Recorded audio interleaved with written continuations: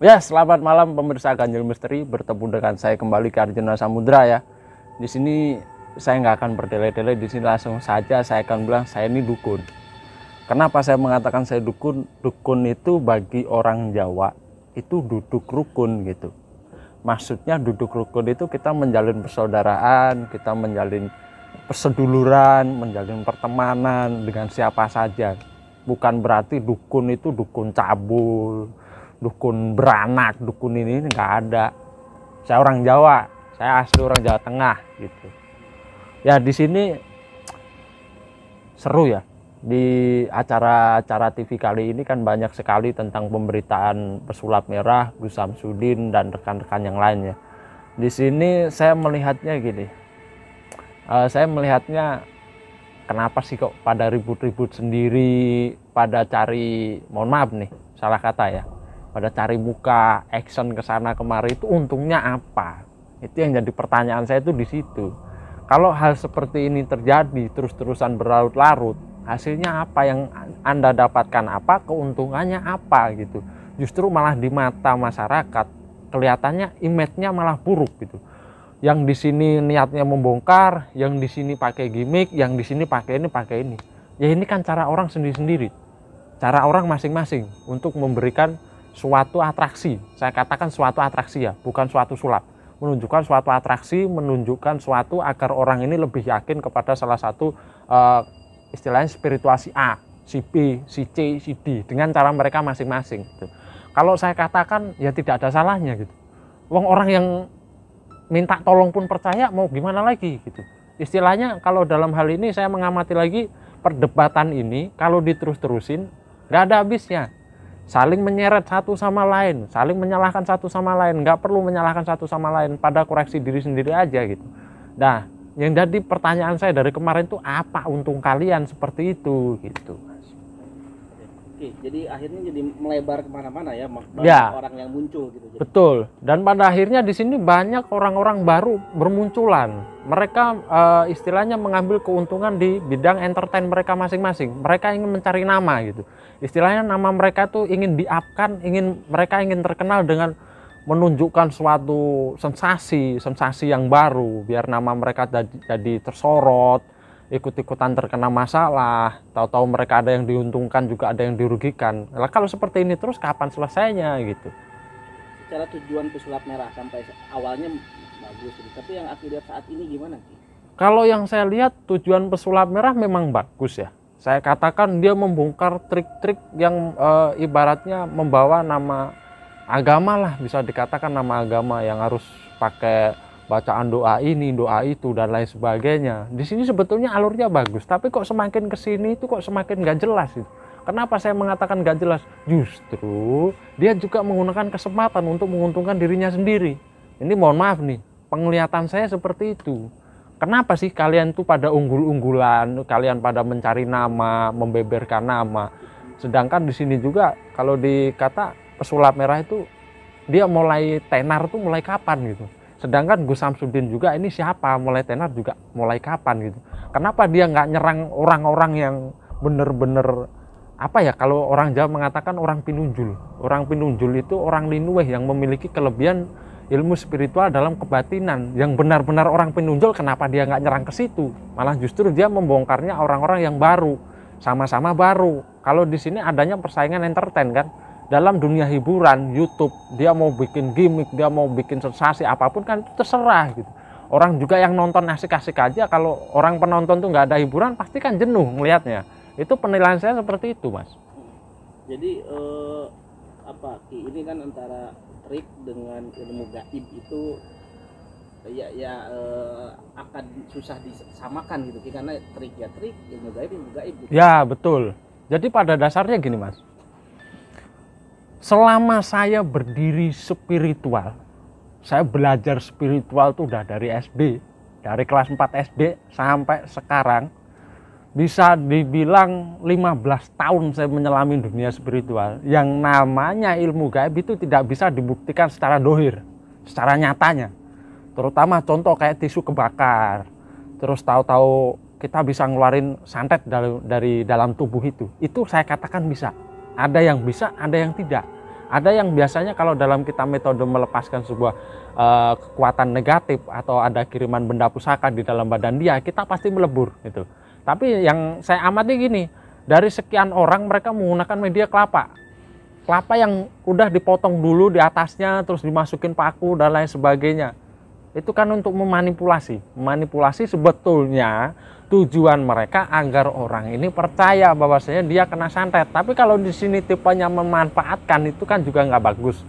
Kalau dalam pengamatan saya seperti itu. Jadi lebih dasarnya gini, gimmick ini sendiri, ilmu gaib ini sendiri. Kalau ilmu gaib yang bisa merasakan itu roso. Kalau bahasa orang Jawa, roso ini pangroso. Nggak bisa dinyatakan secara dohir. Dohir dalam artian, wah ini nanti bisa meletus, ini bisa keluar api, ini bisa ini. Sejarah saya selama saya berdiri spiritual belum pernah mas saya ngelakuin seperti itu. Adanya orang-orang yang ikut dengan saya, begitu saya melakukan pembuktian, mereka duduk bersama saya tunjukin tuh. Munculnya sosok penampakan, munculnya sosok jin, munculnya dia merasakan aura-aura yang ada benturan, saya katakan ada benturan energi. Di sini benturan energinya itu kan bersifat badan kita panas, badan kita meriang, terus kita merasa berkeringat dan lain sebagainya. Nah itu adalah salah satu sifat benturan dari kekuatan gaib. Tapi kalau benturannya melalui gimmick, ya itu nggak ada apa-apa. Kalau kita bakar api di depannya pasti kita sumuk, bahasanya gitu mas. Oke, mencoreng nama paranormal, dukun, spiritual, atau lain-lain gitu. Pastilah. Saya menyayangkan sekali ya, saya menyayangkan sekalinya gini. Untuk teman-teman semuanya saja ya di sini ya, orang-orang spiritual ya, kalau memang mereka itu spiritual sejati, nggak perlu pakai trik sulap untuk meyakinkan seseorang itu, agar orang itu percaya dengan perkataan kita, itu nggak perlu, itu nggak penting. Dalam dunia spiritual bagi saya, selama saya itu ngasuh kawruh dengan leluhur-leluhur saya, ibarat dengan simbah saya pun yang masih hidup, simbah saya nggak pernah mengajari kamu harus pakai ini, kamu harus meyakinkan orang, kamu harus ini, nggak ada. Kita bahasanya cuma satu, mas yakin dulu sama Allah, saya hanya pelantara gitu. Kalau orang mau bilang saya dukun, emang saya dukun. Saya dikata mau ustadz, saya emang ustadz. Kalau saya mau dikata kiai, saya emang kiai. Kalau saya mau dikata orang biasa, orang bodoh, orang pintar, terserah. Orang yang mau mengatakan itu apa bebas gitu. Tapi bagi saya itu sangat mencoreng. Mencorengnya karena apa? Ini udah keluar dari pakemnya orang Jawa gitu.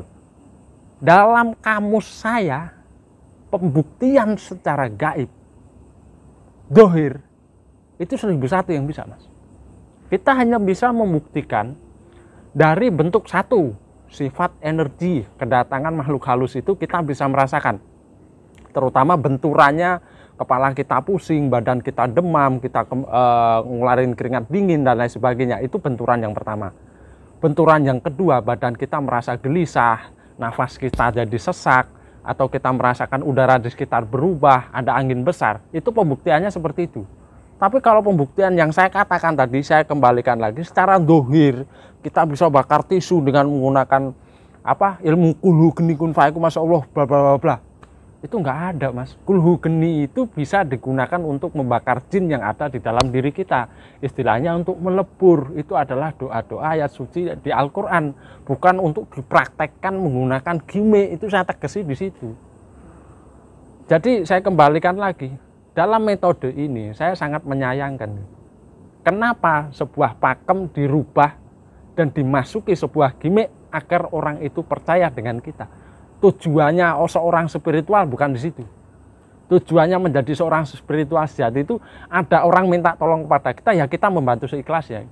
Nggak perlu ada embel-embel A, B, C, D, E, F, G, nggak perlu. Nggak perlu kita harus menunjukkan keunggulan kita, kelebihan kita, kemampuan kita menunjukkan kekebalan dan lain sebagainya, nggak perlu. Kalau saya menunjukkan kekebalan, saya pisau tangannya, sobek-sobek, mati-mati, ya udah selesai gitu.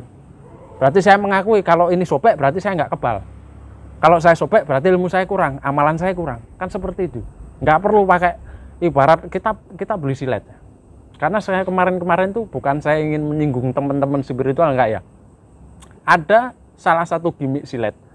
Silet itu kalau yang depan ini, ibarat ini silet ya mas. Ini silet ini disiletin di rambut, itu nggak putus. Tapi kalau dibalik, yang di kebaliknya ini yang paling tajam.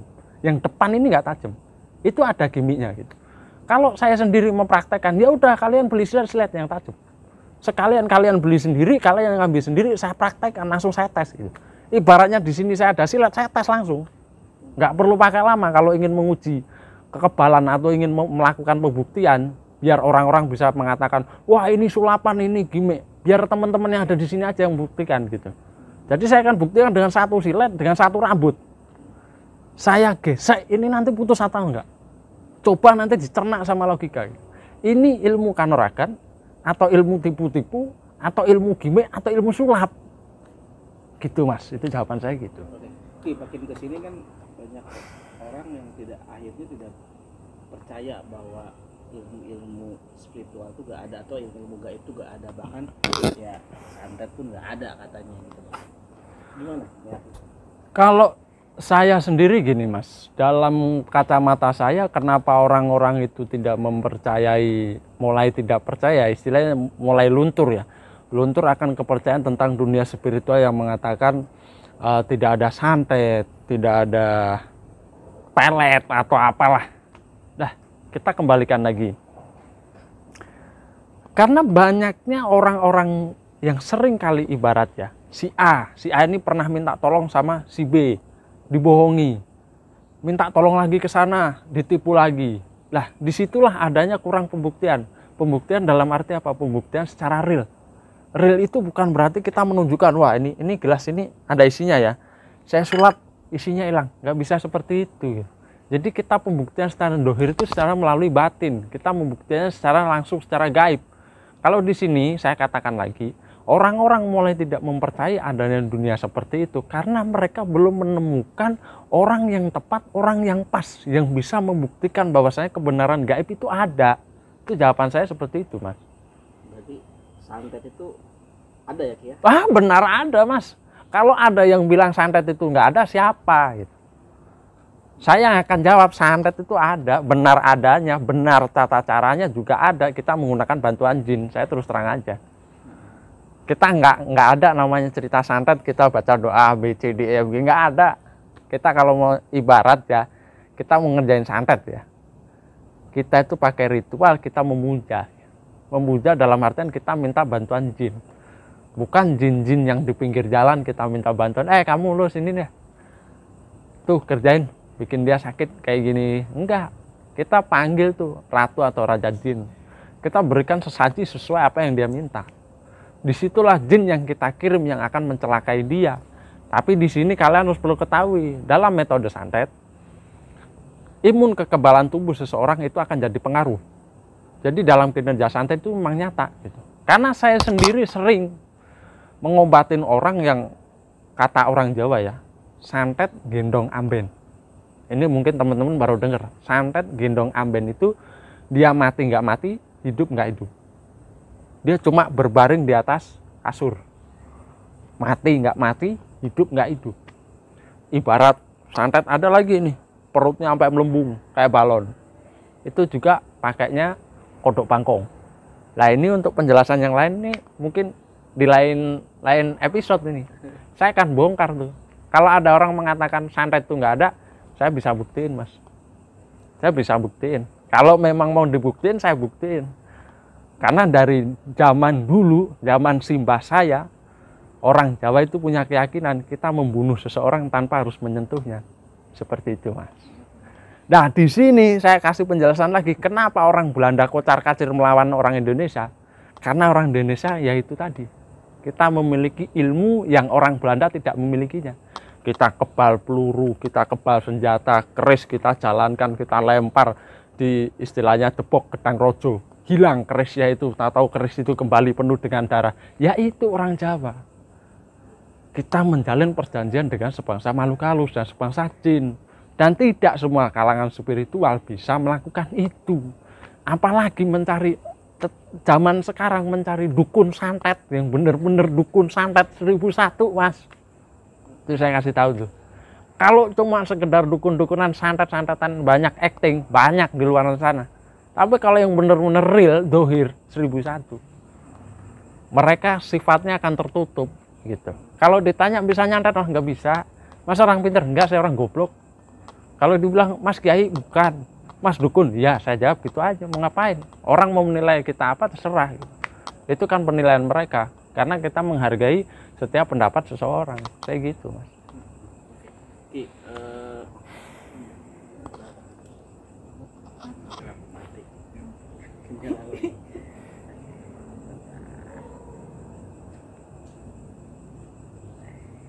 gitu aman Pak, aman.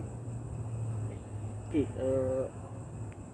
harusnya bagaimana nih akhir dari perseteruan ini? Dalam penilaian saya, pertama, untungnya apa? Yang kedua, bila perseteruan ini dilanjutkan, tidak ada yang menang, tidak ada yang kalah. Kalaupun ada yang menang, ada yang kalah, terima kemaluan gitu. Tidak ada untungnya.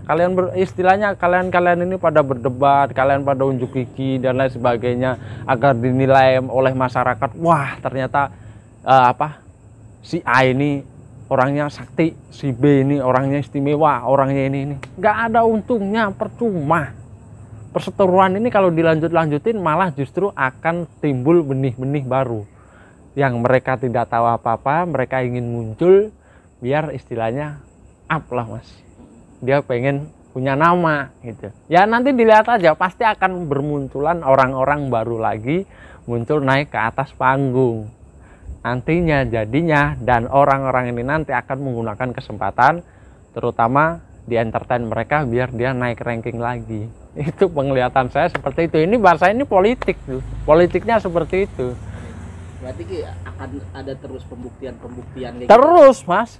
Di situ akan saling unjuk gigi. Mereka akan saling unjuk gigi, mereka akan saling menunjukkan penampilan mereka, dan mereka akan termakan oleh kesombongan mereka sendiri. Tapi kalau untuk orang-orang spiritual sejati, nggak perlu ngadelin kayak gitu. Masa bodoh. Kita menganggapnya gini, kita dianggap seorang sesepuh, kita dianggap seorang orang tua ya. Kita nggak perlu ikut-ikutan seperti ini tuh, nggak perlu untuk mencari nama, untuk besarin nama, itu nggak perlu, nggak penting gitu. Lebih penting kita ngurusi klien-klien kita yang minta tolong bener sama kita butuh tolong mereka butuh bantuan kita, ya itu aja yang kita bantu. Ngapain ngurusin kayak gini, nggak jalan saya gitu. Oke, ada pesan buat spiritual yang lain, jangan takut bahwa maksudnya ya, pesan saya untuk teman-teman spiritual saya, terutama pesan untuk IGSN, Ikatan Guru-Guru Spiritual, dan teman-teman spiritual semuanya, nggak usah takut. Perdebatan seperti ini tidak akan berdampak kepada kita. Intinya dalam pekerjaan dalam dunia spiritual, kita tuh tugasnya nolong orang gitu. Dan di sini kita bertugas untuk bekerja secara proporsional. Kita tunjukin aja gitu. Sama orang-orang kita tunjukin hasil karya kita seperti apa, kita nolong orang hasilnya seperti apa, pembuktiannya di situ aja gitu. Jadi tidak perlu pembuktian secara dohirnya, secara nyatanya, kita bisa gimmick, kita bisa sulap, nggak perlu. Kita tunjukin dengan bahasanya kalau orang sekolah itu prestasi kita gitu. Kita tunjukin testimoninya, kita tunjukin nih orangnya sembuh dengan kita ngobatin ini dan itu. Jangan takut kalian kehilangan pasien kalau memang kalian tuh bener jalannya gitu. Tapi kalau kalian ada yang melenceng, kalian kehilangan pasien, ya saya maklum aja Mas. Saya simpelnya gitu. Kalau seperti saya nggak peduli akan adanya kekacauan kayak gini, saya mah nggak peduli. Saya hanya berfokus ke orang-orang yang benar-benar minta tolong sama saya, percaya sama Allah, saya cuma pelantara saja. Itu pesan-pesan saya cuma di situ Mas. Terima kasih. Ya, terima kasih sebelumnya, semoga apa yang saya katakan bermanfaat. Dah.